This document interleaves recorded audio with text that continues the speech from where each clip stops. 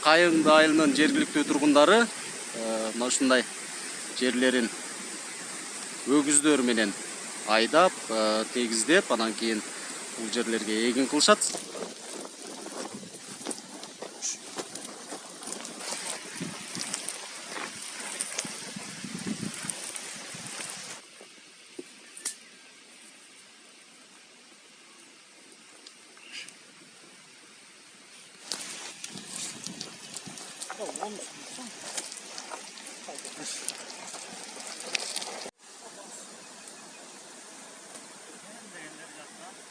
Şöyle.